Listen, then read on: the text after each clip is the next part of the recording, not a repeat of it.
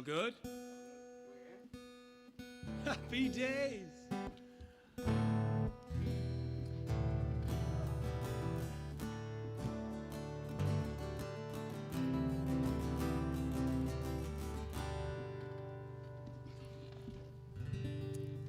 Go over to YouTube, guys, and are we going live on YouTube yet? Yeah. Alright, well, let's play ourselves in. As we always do. Take it away, boys, when we're ready to rush. 3, 2, Quilter. Yeah.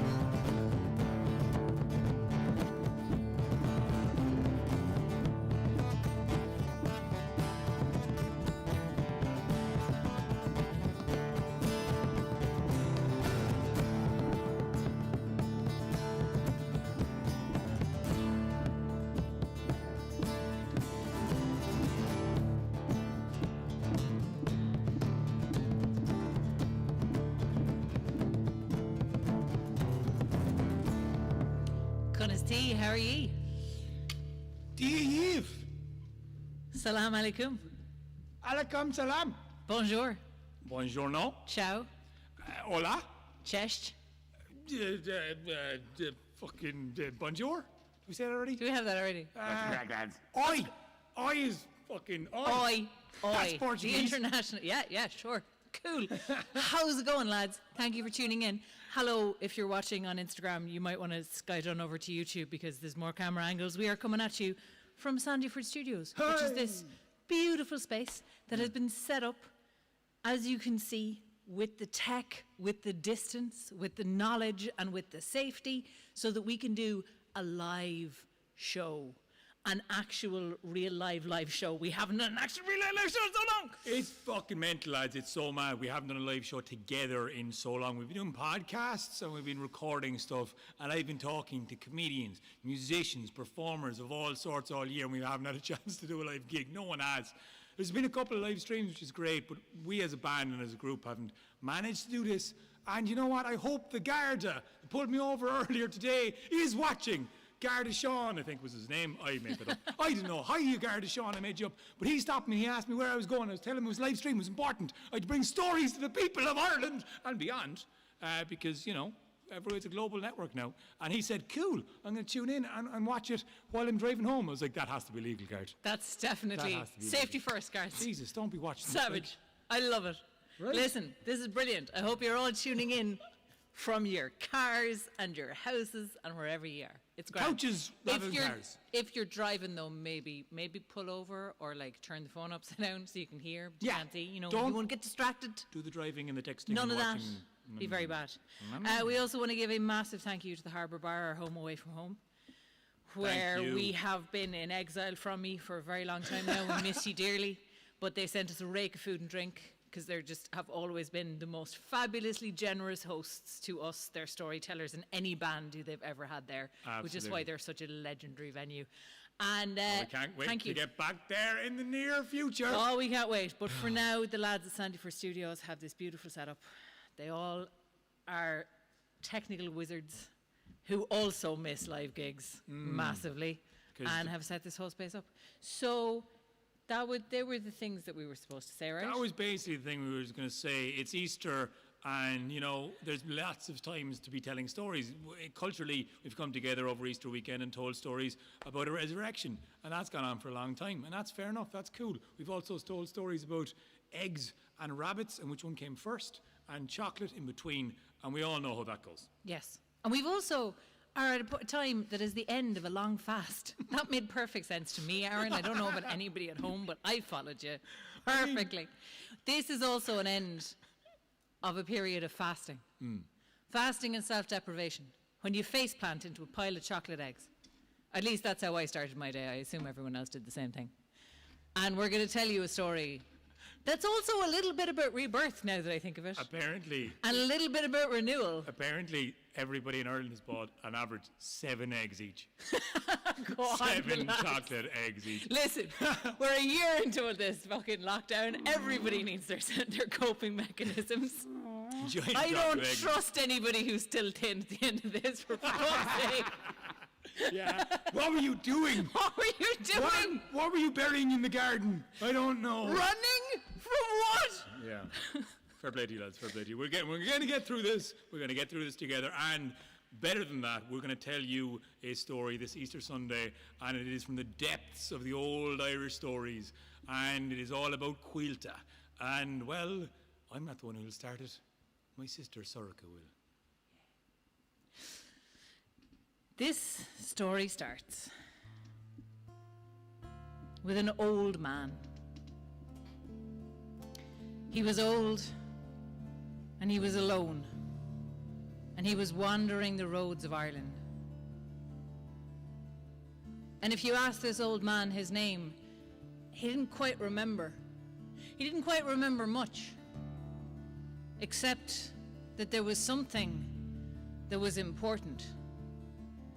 And that something kept calling him back to the same place over and over again. And it wasn't a household, and it wasn't a home.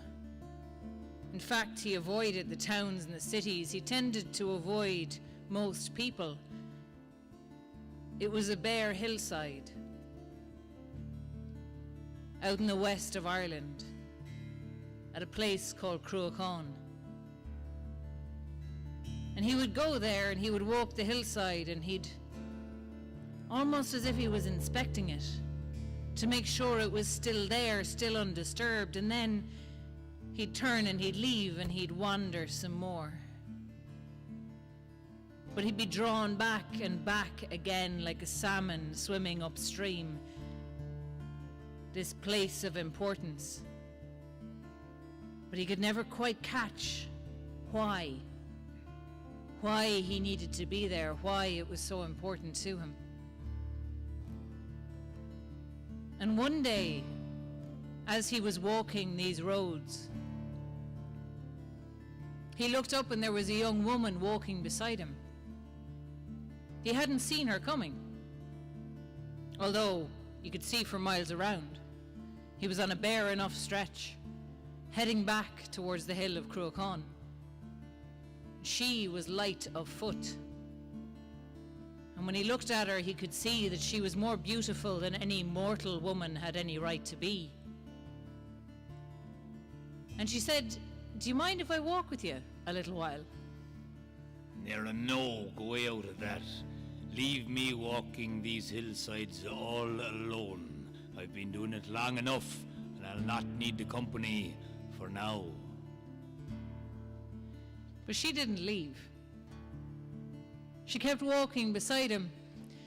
And then she looked at him and she said, You look familiar to me though. You remind me of somebody. Weren't you one of them wild fellas? What were they called? The Finogs? The Fanias? The Feckerans? The Fianna and Aaron, you should have more respect for those that have gone before you. The old man now bristling with rage. Respect for my elders, is it? Ah, yeah. I remember them. Pack of young fellas couldn't get wives. Well, there were actually about a third of them that were female. The band Fianna, if you looked into your history. Yeah, well, some women can't get wives either. And she laughed at him and she teased him. And the more he grumbled, the more she teased. And then she was trying to set him off. She was trying to find a way, and she said, sure. Anyhow, anybody could come and join the Fianna, couldn't they? You've got the whole thing wrong. You've got it arseways now. Where do I even start? Like you. Now, the old man had been walking all this time with this woman by his side, and she had just been teasing bits of information out of him. And as he walked with her, well, he began to reflect and remember the times that he had told the stories of how to join the Fianna. And he told her there were tests, you see. Not anyone could just join, although it was open to anyone to attempt. 3 tests: the chase, the pit, and the pole. He went in and then described to her, remembering and reflecting upon the times he had witnessed people come to join the Fianna and try and pass the brilliant tests, rigorous though they were. Well, by the Curragh, the Fianna trained with the hill of Allen, where Fionn McCool would watch them, and oftentimes young people would come from the towns and the noble lands around, and one particular nobleman's son came with a group of youths to join one day. And the old man remembered. They started off and we let them into the forest. The test was to run as fast as you could while getting chased by the Fianna and not get caught. Not only that though, you couldn't disturb a single twig on the ground nor bird in a tree as the Fianna harried after you. And when they raced, many held back. The old man remembered, not running as fast as he could. These youths were trying to show off, and he wouldn't always reach out to grab the nearest when he thought he might just be able to.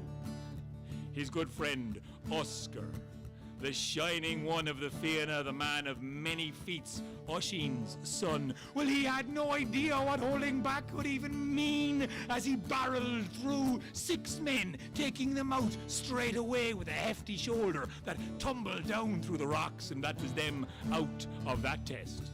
The second test, well, that was to be thrown into a pit. Now with 6 men gone, only 10 men left, and well, one of them was injured, so he wasn't left in. 9 men thrown into a pit with a stick in their hand up above their neck, while from 50 yards away the Fianna would launch missiles, stones and slingshots, trying to hit or cut or tarnish a single one of them. If a mark landed on them, they wouldn't be let in. Again, the old man remembered throwing death shots, near, close, but not quite to hit. His friend, Oscar of the many feats, he knocked 3 of them out with 3 single throws straight to the head. If they are not good enough to duck now, they'll not be good enough to duck in battle, he thought. Fair enough, although he was a bit of a psycho, so, well, Oscar was watching then as the last 6 of them, they went for the final pole test, where they had to run as fast as the wind while leaping over a pole held as high as their neck, turning around and pulling a thorn out of their heel while landing, ducking and rolling below a pole held as low as their knee, and not slowing down, not for 1 second, as they ran fast as the wind. All of them, bar one, failed this test. The nobleman's son, the one of high birth, the one with the nice linen shirt, muscular and strong, swift, agile, keen and slick in everything he did. Well, they all thought they'd found one to join in their training. But there was another test, to learn all of the songs, the stories, the poems of old, to be able to recite, retell and sing them to an ability to bring any man to tears with their retelling. This, of course, was the final test. And who was it sent him that test? The old man furrowed his brows. A darkness came over him as he said, Fionn McCool. But I can't talk about him, no. Anyway, you were distracting me. The point of the story, I've gotten sidetracked now. Where was I? Oh, my mind's all a tumble. I'm trying to remember what the hell I was on about in the first place. Oh, that's right, the nobleman. Well, he told the woman who was still walking next to him that this nobleman, well, he had all of the physicality that was needed for the Fianna, but there was something off. And so, really, the only way to see if he could join was to tell him a story. And I'll tell you the same story I told him. And this was a story about how there once was a high king of all Ireland. He died and gave all of Ireland split between his two sons. One son got half of Ireland, the other got the other half, but the split was not as you might think it. The split was all of the wild places went to one son. The beaches, the forests, the wild game, the berries, the birds in the sky, and all the wild, lonely, sad, and silent places. They were given to the wild child. And the other son, well, he was given the forts and all of the livestock, the goods, the merchants, the roads, the tariffs, everything of good and value. And each son thought they had the better. And even though this nobleman's son had passed all of the physical tests of the Fianna before he went off learning all of the stories to try and come back and retell them, the old man remembered telling him that story because only one with the heart of wildness inside them could ever join the Fianna. And after he told that story to the nobleman, he realized his place was not in the Fianna at all.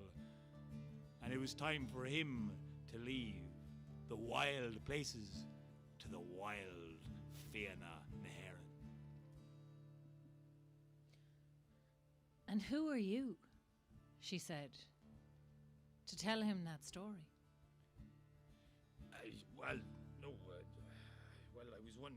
Never mind that now. His mind, when clouded again, he had that expression on him that, well, he was forcing himself not to remember. But she kept her eyes on the old man's face. She said, I recognize you. But if you're the man I'm thinking of, you'd be a man who was loyal to Fionn McCool, not a man who doesn't want to talk about him. Because the man that I'm thinking of loved Fionn McCool somewhere between a brother and a son, and sometimes a father, but loved him all the same. He was called Caoilte Mac Ronán. And there are many things in this world that have a turn of speed, but none of them quite like Caoilte Mac Ronán of the Fianna. The west wind blows quickly, but Quilter was fast. And I remember a time, she told him. I remember a time when Fionn McCool and the High King of Ireland, they made a deal between them. The Fianna were getting a little bit too powerful, a little bit too big for their boots. People were starting to send them tribute, and the High King said this would not do, and so he asked Fionn McCool very politely to come and be his hostage for 3 days and 3 nights, just so everybody knew who was top dog, who was on it and who was underneath. And Fionn McCool agreed to this. But it just so happened that when this deal was made and Fionn McCool went to stay as the High King's hostage, Caoilte Mac Ronán was not there. Because Caoilte Mac Ronán had heard of a beast of the other world, a wild boar, and he wanted to catch it. And that wild boar was quicker than anyone but Caoilte. Caoilte was fast. That wild boar was so quick it could run across the waves as easily as it could across the water. That's not what I meant, as easily it could across the land and the hills. It made no difference to the boar. Waves and land, sand and sea, and Caoilte Mac Ronán, just as fast as that was he. And he was off hunting this boar, so he didn't hear. He didn't hear why Fionn McCool had agreed to be the hostage to the High King. When he came back to Ireland, they started to explain it to him, but they only got the words out. Caoilte, Fionn is the High King's hostage, and Caoilte was gone. Out the door, out the yard, over the hill and far away. And he got to Tara, the house of the High King, quicker than the rumour of his coming. And he turned Ireland upside down and inside out in his path. And his sword was whittled down to a blade of grass by the time he got to the gates. And there was a servant there that tried to stop him, but Quilter knocked the man out, took his clothes off and put them on himself, went in and stood behind the seat of the High King. and then realised that he hadn't really made a plan. Gotten here as fast as he could. Didn't quite know what to do now. Didn't quite know where Fionn McCool was. All been there. Just sort of decided to stay there and see what happened. And what happened was dinner was called, and in came the High King, and in came Fionn McCool, sitting beside him as his guest. And Fionn McCool saw Caoilte and went. And Caoilte didn't understand what he was trying to signal. So, to get your head chopped off. Oh do you want me to kill the king? Could I kill him? They sat down. And the High King said, I've an awful feeling. The eye of Caoilte Mac Ronán is on me. And Fionn McCool said, no. No. Caoilte Mac Ronán is a very direct sort of fella.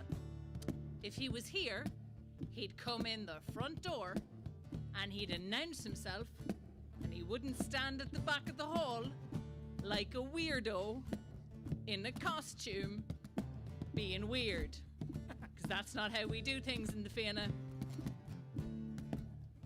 Quilter kind of got knocked off balance then, and he was thinking, Jesus, should I be here at all? Should I just stay chasing the boar over the water? I don't know. But anyway, he poured out a glass of wine for the High King when the High King called for more, because he was dressed like a servant and he figured he'd better play the part. But the High King, as soon as he drank it back, said, I can taste the sweat of Caoilte Mac Ronán in this cup of wine.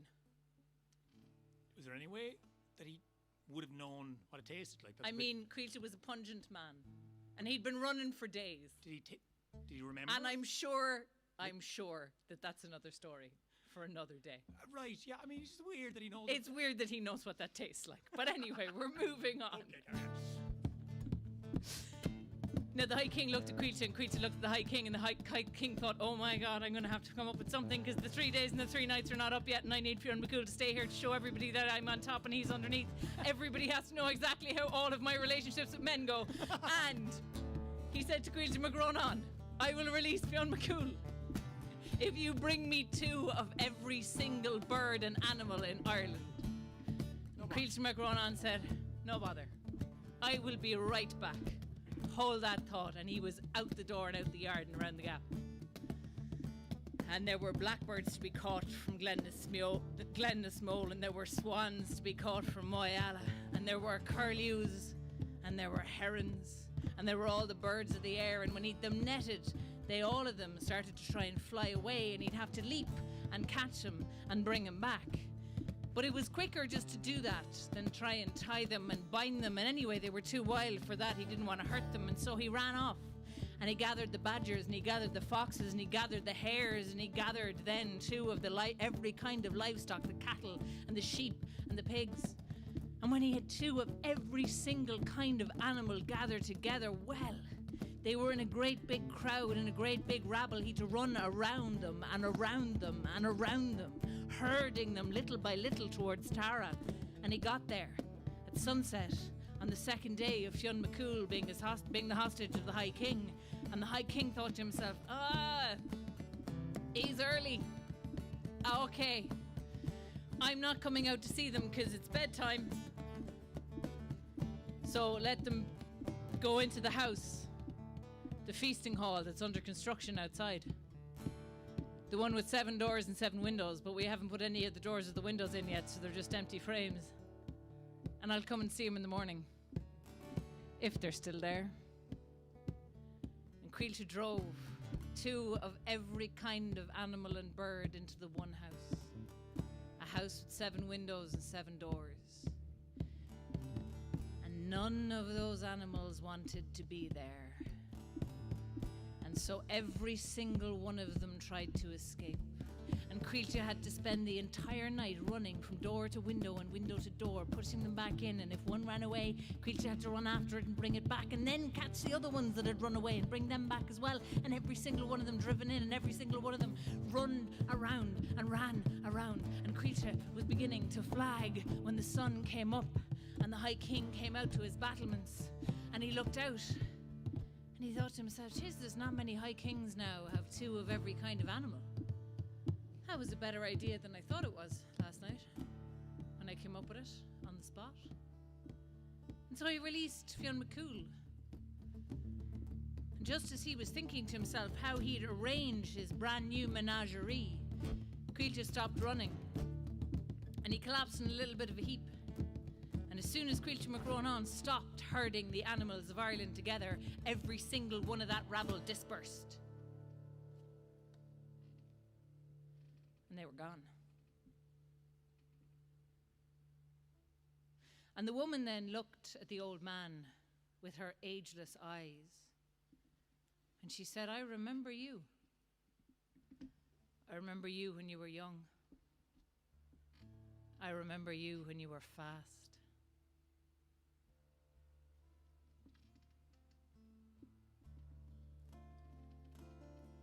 At her words, something lit inside the old man then. Memories started to be lit up, lights shining on them that he had not seen in decades. Fast.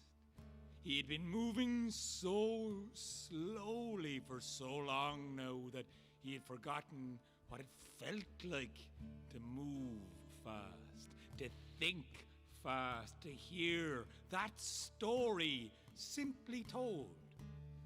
He remembered as it was told to him, and he remembered doing it, every bit of it, for he remembered that he was Caoilte Mac Ronán, the grey, thin man of the Fianna, and he remembered the clan of Ronán, the 7 factions of the Fianna, fighting with Cool, Fionn's even old father that had been killed, the many fights between factions, until the Fianna had risen to beat the king of the world at Ventry Bay.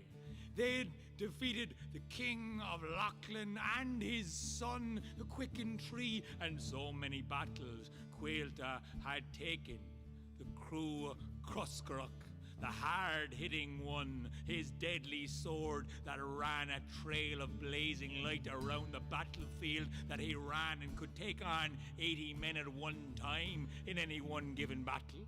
It was a common contest between him and his friend Oscar of the Fianna, the man of many feats, who could kill more, although Oscar tended to win that one, no matter how fast Quilter was. And he remembered the brilliance, he remembered the fights, he remembered when the Dord Fiann was sounded all over the land, how the Fianna would rip right through the forestry and come to anyone that was in need, as the call would go from hillside to hillside to hillside to valley to plain, as all of Ireland would then remain in the sound that echoed the Dord Fiann all around it, and every one of the Fianna would call to that call. And then he remembered how great the Fianna had been under the leadership of Fionn McCool, the son of the man he had served in first when he came to the Fianna. And Quilter remembered the sourness that had happened when Fionn had ran off against Diarmid and Grania. Something had changed in him. His wildness had been forgotten when he tried to calm and claim a woman for his own training. It was wrong, and they knew it, and a sourness crept into the Fianna then. Something that did not belong. A wildness that was forgotten. And they became a huge army that was all over Ireland, but the kings were afraid of them, and the kings began to fear them. And in some complication with the Dacia, the men in the south, well, the Dacia tribe had a grievance. A son of theirs had been killed, and the king, Carbra, the son of Cormac MacArt, well, he tried to reason with the Dacia, and the Fianna were asked to be their mediators. And they demanded a huge price, a price far too great for Carbra to gather, or so he claimed. And then he went about claiming the Fianna were not to be trusted. They had grown to such a stance now that even the kings and towns were all afraid of the Fianna. And so Carbra set about gathering an army from Ulster. He even turned the men of Leinster against Fionn McCool, who lived in the Curragh. And they planned a great battle to happen in the plains of Gaura. The Battle of Gaura would be their last. The Fianna, they sounded the Dord Fionn, and the men from Munster, the Dacia, they came with them. And with all of their weapons and all of their might, they would take on Carbra, the High King of Ireland. The factions of the Fianna, not fully whole. For then Quilter remembered, looking across to the west, and there he saw Clan Morna of the Fianna, the other half, the huge faction, turned against them, walking with banners from Connacht. All of the tribes of Connacht now gathered. No easy feat, and when they marched down to Gaura, they were hugely outnumbered, and Fionn McCool and Oscar and Oisin and Caoilte Mac Ronán took their swords out, held above their head, and the Dord Fionn sounded to echo around a battle that they knew they could not win, but they would die trying. A fearsome fight. Blood poured into the valley. The Battle of Gaura was awful, and as the sun set, Quilter had been running rings around the men, bringing the hard, destroying one. The great sword in his hand had killed easily 80-1 men. At this stage, he saw Oscar, now with 800 men killed by his side, challenging the king, Carbra. And Carbra had the spear of 7 great wishes in his hand, and as he went for Oscar, Oscar backed around and jumped and smashed his head, not just to be turned and spread straight through with a spear, almost missing his heart. As he fell backwards, he cut the king's head from his shoulders and fell into the arms of Fionn McCool, catching him. Oscar, his grandson, was near death's door, and Quilter watched. And he wailed. He heard a sound come from him that was not truly human. It was connected to the other world, and grief went right through his body as he saw his own friend dying and breathing his last. Oscar looked up and said, "I've something vexing me.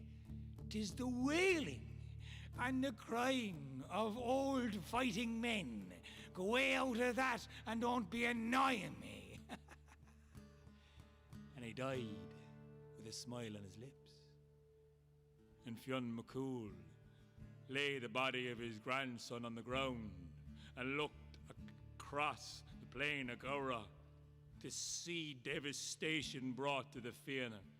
So many of the heroes had died. He stood, he turned, and in full view of Caoilte Mac Ronán, he ran. Quilter could not believe what he had seen. And the leader of the Fianna he had followed fearlessly for so long, now leaving him.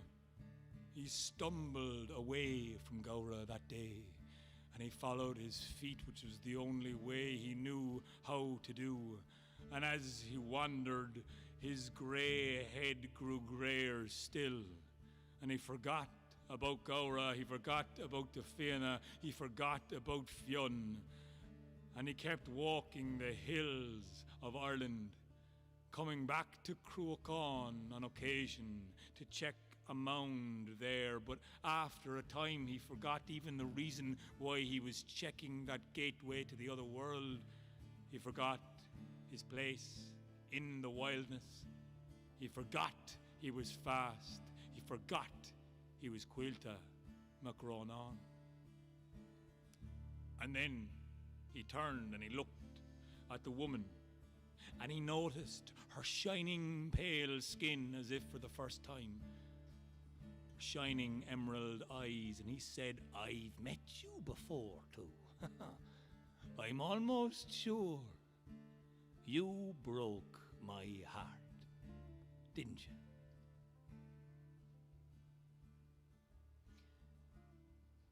Well, some hearts break easier than others. He remembered her, but she reminded him anyway. She was Scaníomh, daughter of Bov Darug, the king of the biggest she mound in all of Ireland, the greatest of the kings of the other world. And she'd known him long, long ago, before that golden age of the Fianna. It was another time when Quilter had been lost. He'd been lost and he'd been young. It was after the death of Cúil, Fionn's father. And Quilter was wild and he was fast still, but he was wild and he was alone. And he was learning the difference between being wild with your brothers and your sisters around you and being wild with no one and nothing. No purpose. No great battles to fight. Just survival. And he was hunted then by Clan Morna, but Quilter was young then and Quilter was fast. And he could not be caught by anyone. He was the fastest thing in Ireland. He was pretty sure. And then one day, he was in the wild places. He was alone, or so he thought. And he felt something, a tickle behind his ear. And he looked, and there was nothing there. So he went on.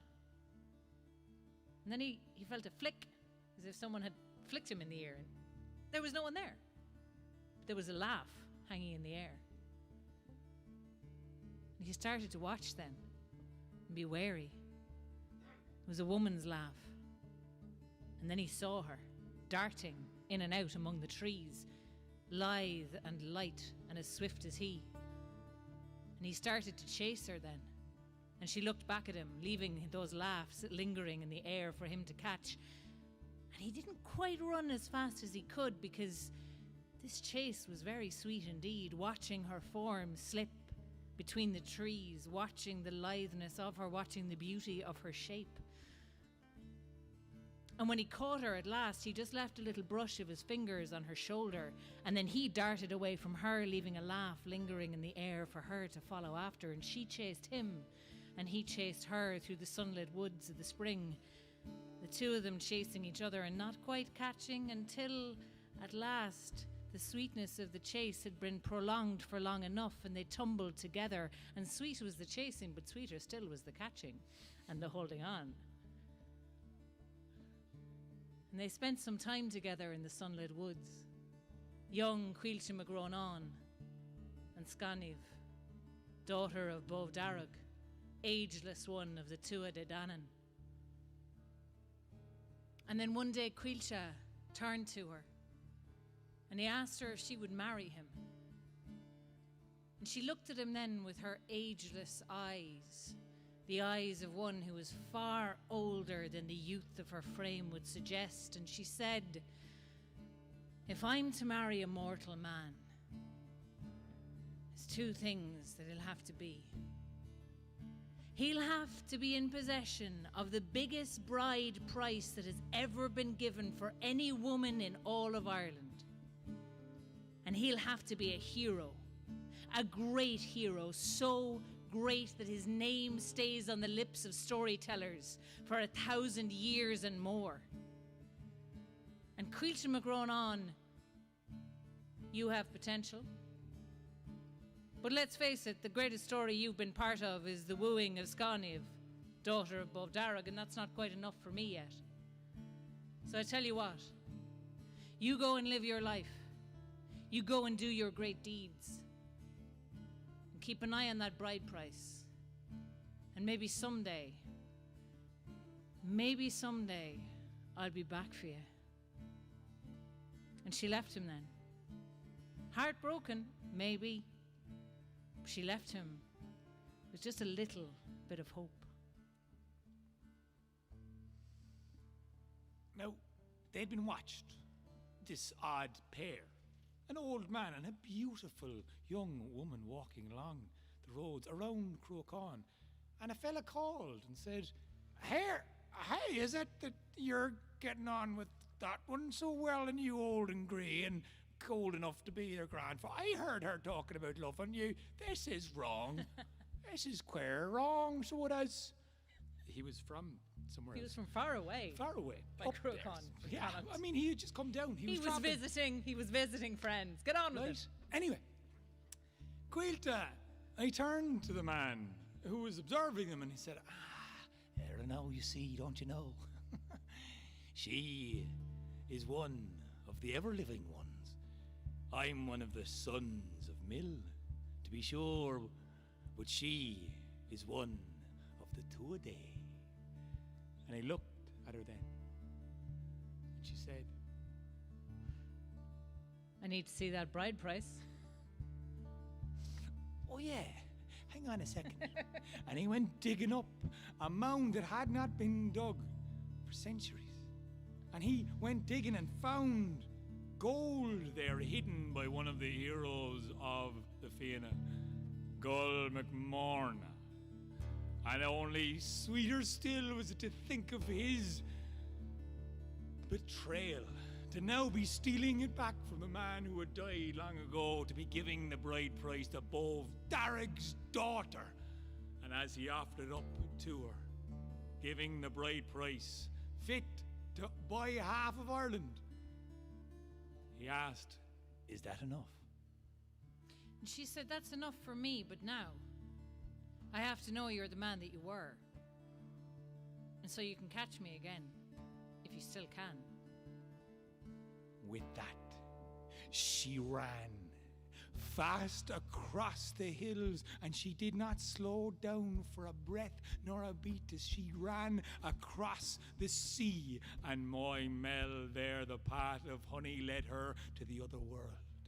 And well, Quilter stood up, his old frame bent low. He began to feel his heart beating in his chest, a blood surge rushing around, memories he had not thought of for so long, flooding his mind, heartache, betrayal, angst, anger, love, companionship, living together now in the other world.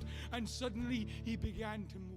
He began to walk that bit faster as his footfall was going that bit quicker. He began to jog and run, and the bones and muscles were creaking as he was moving his hips and his knees. Well, he forgot about all of that as he began to run. And he was moving quick now over the hills, and he was racing, forgetting how the old grey, bent over, doubled over old man used to move now. He was feeling his form. He was one of the Fianna, one of the greatest, the fastest man in Ireland. The grey, thin man moved in a blurry grey streak across those that saw him. And when they saw him, they saw he had not even weighed down the grass with his footfall, for he was too quick to even brace them. And so he kept running into the ocean through Moymel, and as the sun shone and was hitting his face, he moved faster with grace, so fast that he moved beyond worlds and into the other world. And some say he's still there today. Quilter comes back now and again, you see. Comes back to see, because the Fianna were great and then they fell, and then they were great and then they fell again. And Quilter knows, as one knows who's lived as long as he has, that the Fianna could be back someday. All it takes is those with the heart of the wild to come together. And Quilter will be keeping an eye out. He has all the stories, he has all the songs. And if we're ever ready for him, he'll be back to tell them to us. Because he's old, all right. But Quilter's fast.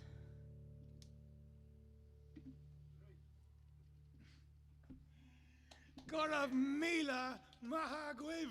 Thank you so much to the lads here in Sandyford Studios. Guys, you've been amazing. I'm looking at two of the best beauts. And if you could see what I'm saying right now, it would be amazing. They're just so beautiful. Billy and Richie, you're legends. Lads, everyone in the studio, thank you so much for joining and logging on. Harbour Bar, you're legends. Alan Holman and Oisin Ryan and Soraka, my sister. I'm Aaron. And Owen and the Bishop. Thank you, Owen and the Bishop. Everyone here has been so helpful. Thank you so much.